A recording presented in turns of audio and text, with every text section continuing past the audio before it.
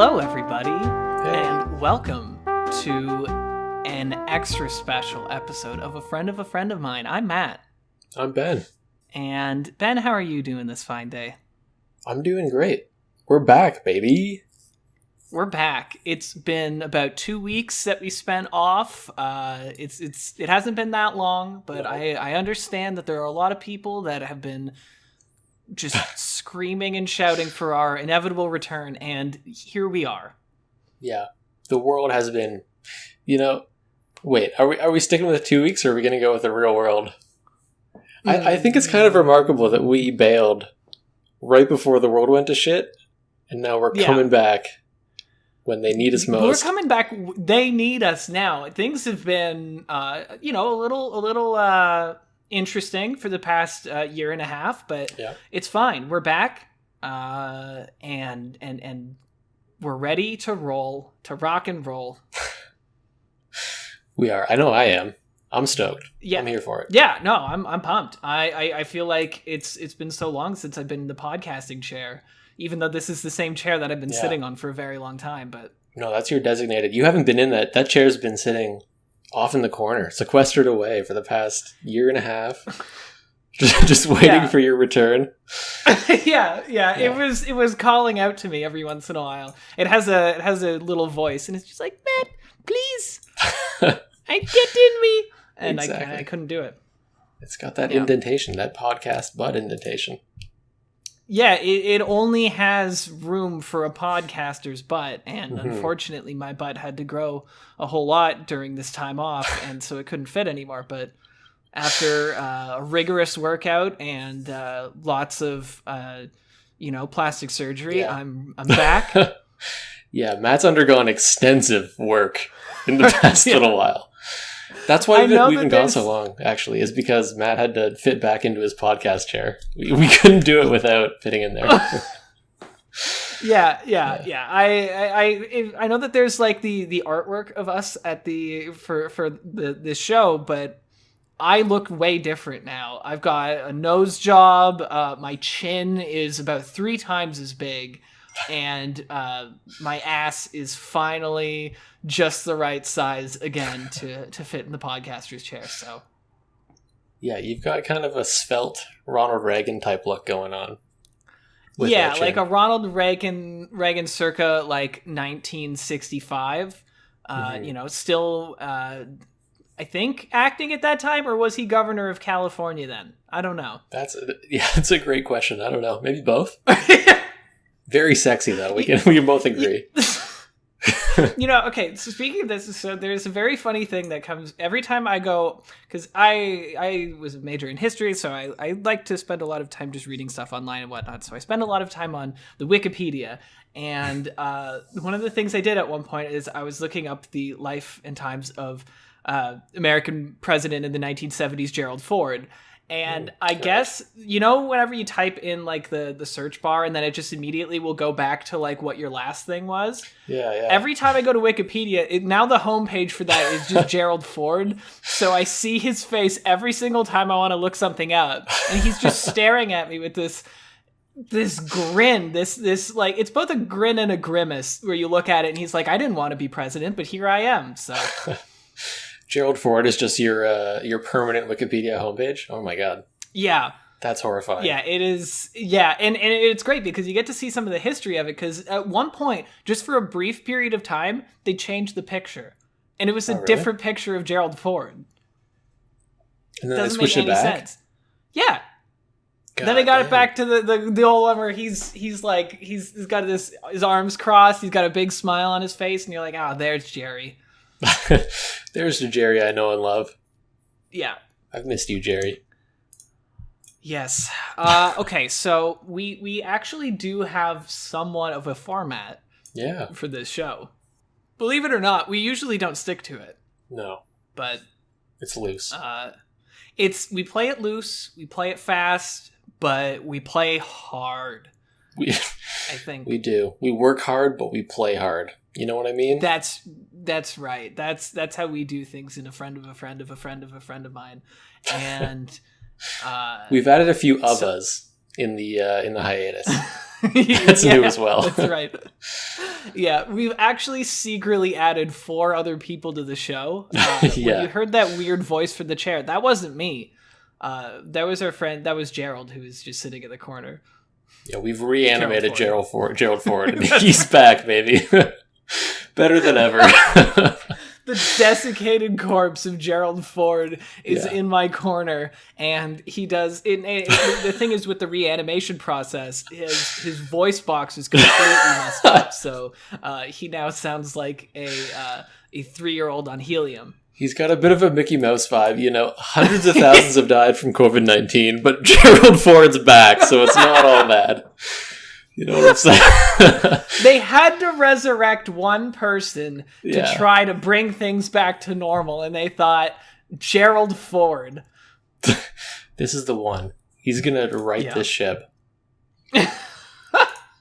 Our format is we sort of peruse Stack Exchange. For those that don't know, this is sort of a reboot, so I'll just do a quick overview. Yeah, no one's aware. We have one regular viewer, and he's a friend of ours. We have one. Yeah. One. Oh my god. Just screaming into the void is the base. I want to say, I think we brought him up multiple times. This is for you, buddy. Thank you for coming in here and supporting us. You're the only one, and I totally understand it. Yeah, for hanging in there. Gonna be overjoyed at this reunion episode. I know. Yeah, here's the thing. We can't tell him about it. We just have to unleash it onto the world, and then we'll even see if he gets like a notification if he's rung that bell on YouTube or whatever. If we have like any other distribution platform by the time this actually airs. If he hasn't rung that bell, I swear to God. Yeah, it's going to be hell to pay. He's not a true a foam friend. What's the name of our a foa fam? Oh, I think you nailed it. A foa fam is amazing. Yeah. Oh god. Yeah. So we not ripping off any other podcast, decided to have it as a podcast where we answer questions on Stack Exchange, and we. That's it. I think I was going to try to expand on that, but about a third of the show to a half of the show is just us talking nonsense, and then we get to the questions. So exactly. Yeah, we just sort of filibuster up top and then get to the questions at a certain point. That's right. They got to keep the filibuster just for us. I don't know why I keep making all these American references. We're both Canadians, so this isn't a thing. Yeah, Matt is a known supporter of the filibuster, loves the filibuster. I literally live in the capital of Canada. I don't to keep think it around. This is... No. But yeah, Stack Exchange is basically like a collection of sub-communities. It's like Q&A communities, and we just sort of duck into each one and offer our wisdom in topics we have no freaking training or expertise in, and we just see how it goes. No, I think the closest that we ever had is you actually, in one of the early episodes, had a question that was some sort of historical question, and I think that was one of the most boring episodes we ever did. So we can't have it so that it relates to anything that we do. Yeah, we learned early it can't be in our wheelhouse. It's got to be outside the wheelhouse. That's right. Yeah. Yeah, I could give you actual historical answers on things, but no one wants to hear that. No one cares about that. You come here for the gaffes. No. Yeah. Dan Carlin's already nailed that segment with Hardcore History. Yeah, Dan Carlin's there, but we're running right in there. We're gonna get that burgeoning new field of comedy podcast. Exactly. All right, should we kick it off? First question. Yes, absolutely. And what is you in your messages to me before this? You alluded that there was a theme. There is a bit, yeah. So we're sort of sticking with the seasoned advice Stack Exchange. You can check it out at cooking.stackexchange.com, and it's kind of a dessert-themed episode, I think. Okay. Yeah. I don't know if I'm excited for this, but I'm interested. Yeah, it should be good. I've got 21 tabs open, so we'll see what we get to. 21 tabs, Ben. It's gonna be good. I'm excited. Okay. Wow, you went all out for this. All right, let's go. All right, this first question, it's on seasoned advice. It's from Layla. Why does my cake get hard after baking? Okay. Any other things to or is it just like getting down and dirty with the technical details? It's mostly down and dirty. The gist is they're trying to make a marble cake. They think they use the ingredients in the correct proportion, but when they take the cake out, they found the cake hard. They found it hard, Matt. They found it hard. So maybe the answer is don't find it. And you won't have to... It's like a lost and found scenario. Keep it lost. Yeah. Yeah, kind of Schrodinger's cake. Yeah, exactly. If you don't observe the cake... Then it is both hard and soft at the same time. Exactly. Yeah. Perfectly moist. Easy. If you don't observe the cake, it's perfectly moist. Or it's hard as a rock. It could be both. Mm-hmm. I think we as a species need to... we have that validation that we need when we observe things. But it turns out if we don't observe it, then it's actually going to change how it operates. Yeah. Careful. You're going to chip your tooth in that imaginary cake. You got to watch out. Yeah. What do you think? Are there any other suggestions that you have for an extra hard cake? Oh shit, I just closed the tab. You know what? If your cake's too hard, I think you just gotta get one of those cake molds, put some water in the bottom, put it back in the oven. The water's gonna aerate up and moisten that bad boy right up. Yep. Yeah, is that how cakes work? Yeah, that's Have you ever baked a cake in your life? Never. No? Okay. I've done boxed cakes. Have you ever done like a non-boxed cake? No, I've done baking before. I've baked cookies and I've baked things like muffins and that kind of stuff, but I've never baked a cake before. The closest I've done is banana bread. Okay. I feel like that's got to be pretty similar. I think so, because it rises in like the tin thing that you have for it, and yeah. I mean, banana bread is incredibly sweet, so I don't know. Was it okay, too now hard? We're getting into the boring stuff. No, it wasn't hard at all. It was a beautiful banana bread. It had little chocolate chips in it, and it was divine. Okay, awesome. All right, let's move on. Yeah. This one's from Taylor. It's also on Season Advice. Hey, Taylor. Would carbonated water... Okay, this one's going to be quick. I just wanted to say it and just acknowledge, and the answer is going to be no, but the question is, would would carbonated water be a good substitute for 2 eggs in this cherry loaf recipe? And the answer is no.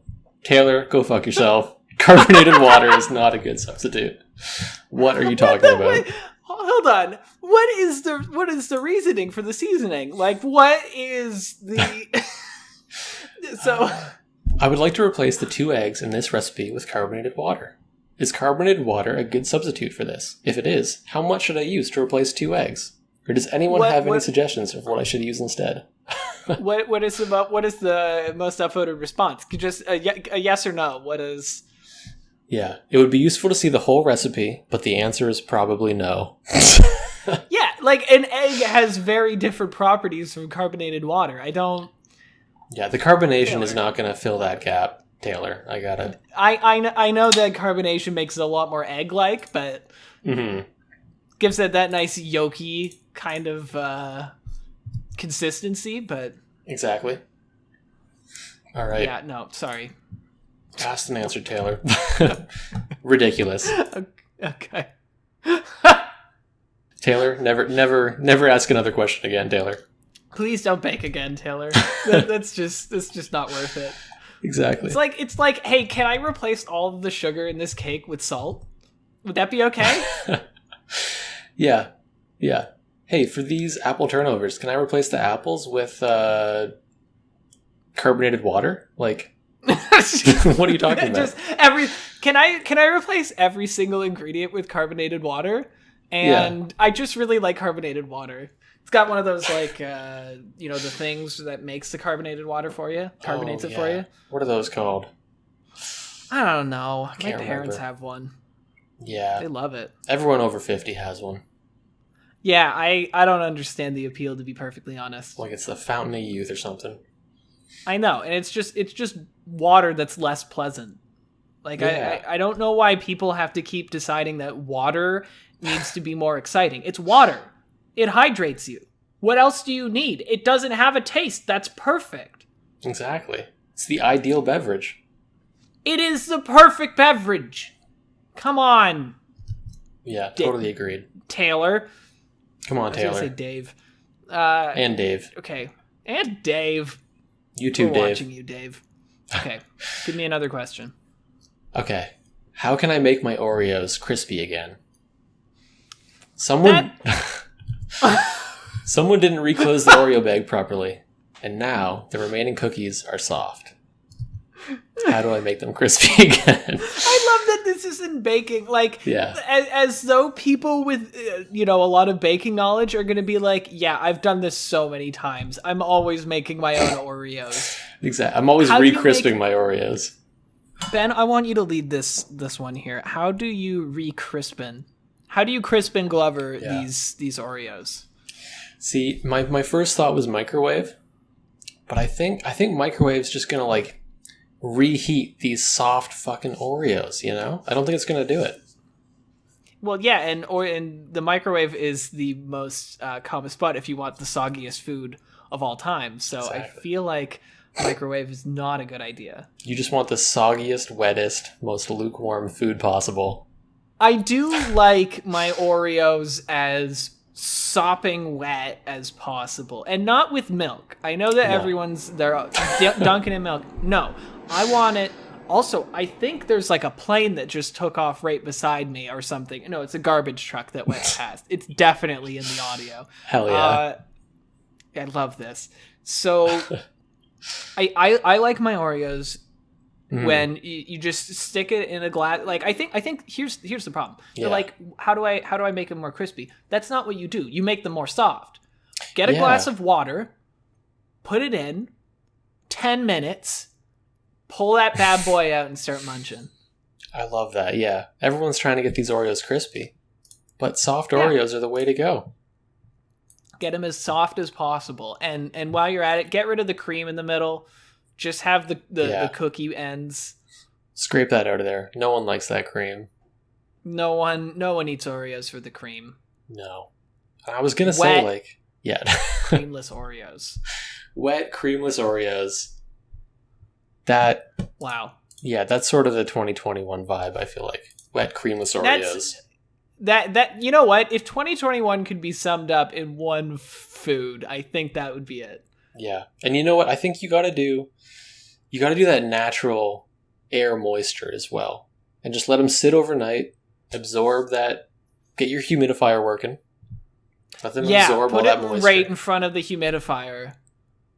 Do you even need a humidifier? What if you just put your Oreos out, no cream, just let them absorb that water out of the air? Yeah. Dehumidify it. Yeah, I think then, it'll take on all the textures and flavors of the environment around it. Mm-hmm. Oreos are really great because they age like wine. So if you do that, so a lot of people would be like, okay, so I do that for a day? No, you have to do it for at least 10, 12 years. Yeah. And then you can pop out that creamless Oreo, pop it in. You know what? It'll probably be really crunchy. Oh, I'm sure it'll be crisp as hell, yeah. Yeah, thank you so much. Not enough people know that. Let your Oreos age. Yeah. Yeah, crack that package. That's the only way I ever ate Oreos, so. Exactly. Okay, okay, here's another question. This is from Stefan. Oh, hey, Stefan. Yeah, it's still in seasoned advice, but it's not dessert themed. A little bit different. Oh, okay. Well, I mean, Oreos aren't really dessert, but okay, sure. Well, okay. They can be. Why does meat go bad after 1 month sous vide? Sous vide? Sous vide. So Stefan has got his meat in a vacuum-sealed plastic bag. He's got it in the sous vide water. And he's letting it sit for a month. And why does it still go bad? Why is it going bad?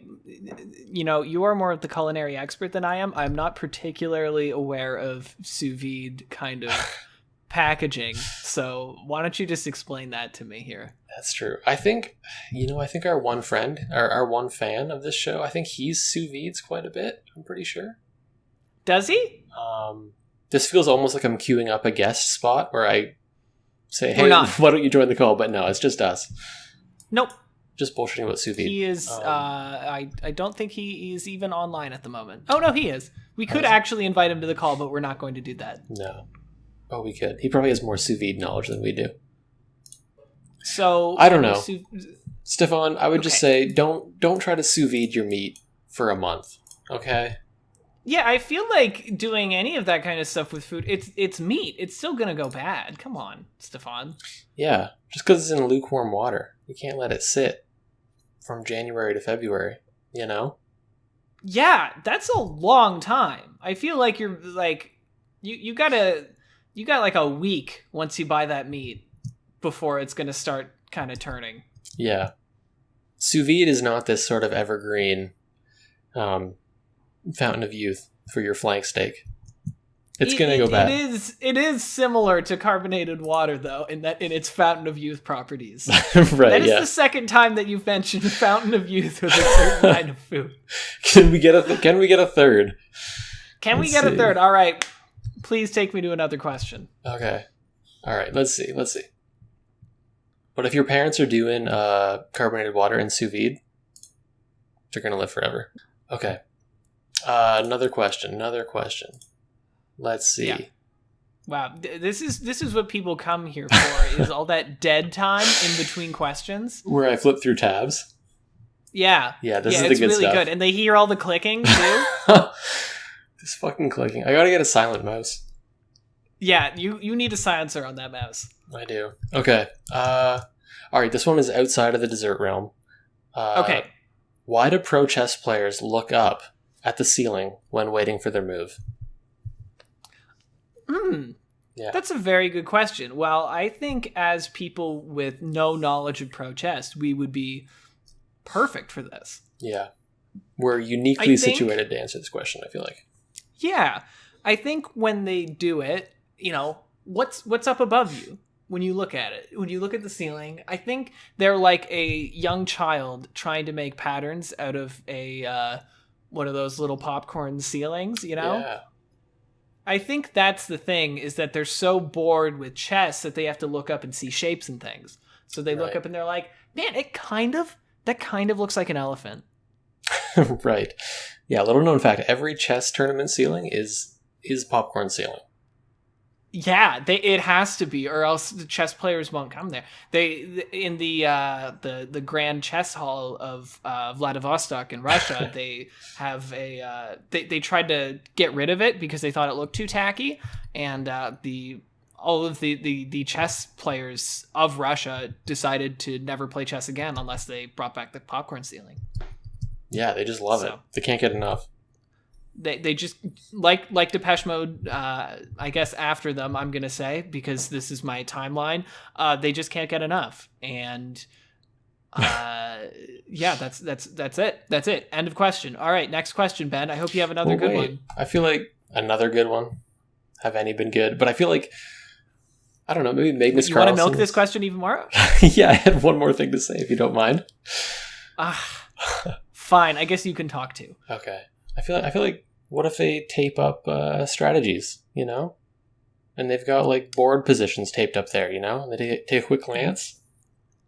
Or what if they have someone nearby with like a laser pointer and they like draw out, because in chess you famously can't see the opponent's side, so right. you can't.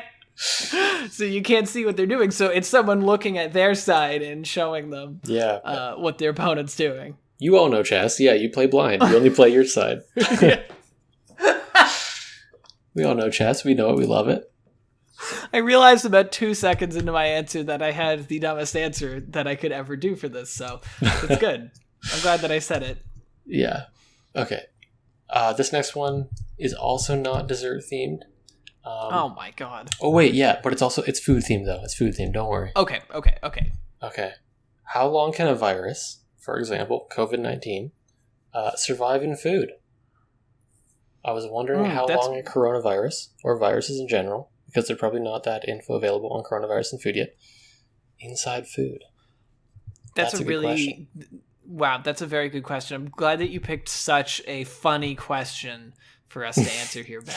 Pertinent, timely. It's very, very pertinent question. Well, considering it's a respiratory virus, I would say I don't think particularly long, but I don't know. But it depends on how habitable it is. You know, if it's a nice cozy environment for a certain virus, then you know it's gonna be. Please say something to salvage my answer here. You're eating that lung sandwich. I don't know. Okay, but what if you made a bologna sandwich like mid-February, early March 2020? Maybe you made it in a gymnasium, or you made it in You've stored it for a month. Yeah, you made it in a sort of a public train car or something. You've sous vide your sandwich. You've been sous videing it since March 2020. Can you eat that bad boy, or does it have the cocoa in it? The COVID. That's a really good question. Have you been coughing on it recently? Every day when you check on your sous vide. Your sandwiches? Yeah, because you do it because then it kind of grows that nice tasty bacteria that goes on it. Exactly. Yeah. It's my ritual. I make a sandwich, I put it on the counter, and then every day for a week I cough on it, and then on the 7th day I consume said sandwich. Oh, you're missing how it's sous vide for a month after that, but yeah, cough on it for 7 days, sous vide it for a month. Roll it. It's like a good cheese, you know, how it's like a very disgusting process on the way there, and how it's all moldy and that kind of stuff. But by the end, gets that nice sharp sandwich flavor. Exactly, a sharp sandwich. That's what you want. A nice aged sharp sandwich, and then you wash it down with a soda stream, and you live to 115. Wow, it's like the fountain of youth. Yeah, third time. Wow, holy shit! Are we at a tight 30 yet? Holy shit! No, we're not at a tight 30. You need to give me another question, Ben. Oh my god! Okay, we're at 27 minutes. I'm shame spiraling right now. Oh no. We can't get rid of this, our amazing comeback special. I know. Okay. Methods for keeping your work desk clean due to a skin condition. I thought you said methods for keeping your work desk clean. Might work too. I'm sure it would work. I mean, yeah, I guess. Methods for keeping your work desk clean due to a skin condition? Yeah. I have a skin condition which causes the skin on my face to dry out and flake off. Can you imagine? That's disgusting. Yeah. I mean, no judgment on the person. Obviously, it's not something that you can control. But no. So, what do you think? I think what you got to do, it's like either wear a balaclava and just eventually, shake it out at the end of the day so you can get all those flakes out all over the place. Yeah. Or you just gotta roll with it. Maybe go up to your desk and just rub your hands all over your face and get all those flakes off at once. And, if you can get a nice pile, you could probably sell it to someone. Right. Yeah. Sell your skin flakes and you'll make more money than you were at your current job, so...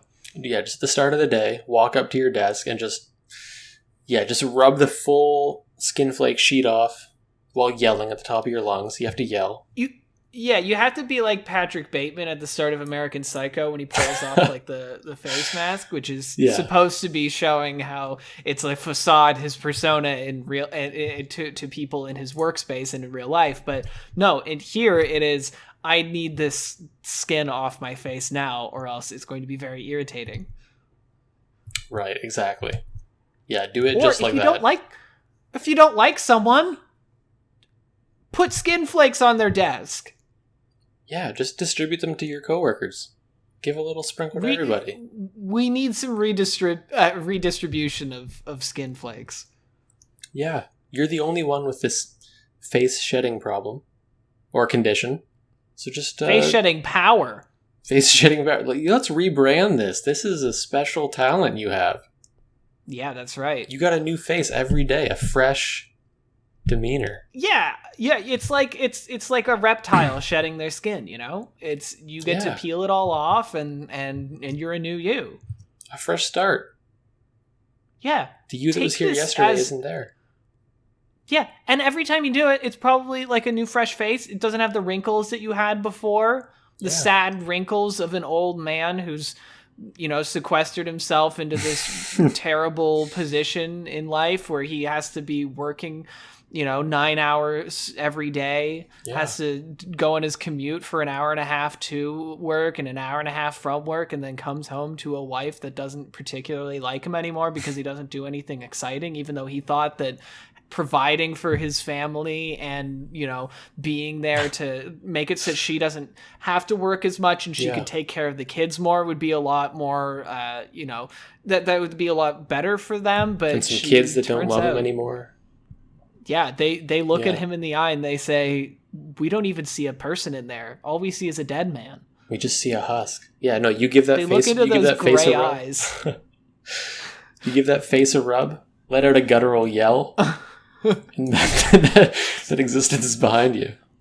Scream like Mel Gibson in Braveheart. Scream freedom, and then run home, and then they love you again. Yeah, you've been born anew, Steven. Wow. Welcome back, Steve. We're glad to have you, Steve. Yeah. Well, welcome. Wow, this has been a very interesting episode. What a comeback. Yeah, I'll say. Yeah, return to form. Yeah, I'm excited. You know what? I feel like we're gonna keep doing this again. Yeah. Hopefully we won't have as big of a you know, break. For sure. 2 weeks was a lot. Yeah, that was long. We had some people crying out for us, for sure. Yeah, but you know what? It was felt. The absence was felt. Yep. It was felt, and we're here, we're back, we're back in action, and, well, everyone, if you liked this audio, this video, I don't know where this is going to be on, so, you know, you can check us out on YouTube, maybe other things, who knows? Yeah. We might be on iTunes. We were for, like, 4 episodes. Might be back. You never know. Might be back. Who knows? Yeah. But if you liked it, you know, you can always give us a subscribe or whatever you can do on other sites. I don't know. I don't listen to podcasts, but yeah, ring the bell, subscribe, like it. Ring the bell, subscribe, Friend give it. Yeah, we're big on Friendster, so you can just find us on there. If you also want to check out the person who made the art for this. It is from my lovely partner who goes by Vanderbander. That is VanderBander. Check out their stuff on Instagram and Twitter. And yes, as we always say, the art is about like approximately 6 times better than the show it's representing. So I would say 7 times better. 7 times? Actually. Yeah, that feels better. Yeah. Yeah. Yeah. All right. Well, we will see you next time. Stay frosty. I love you.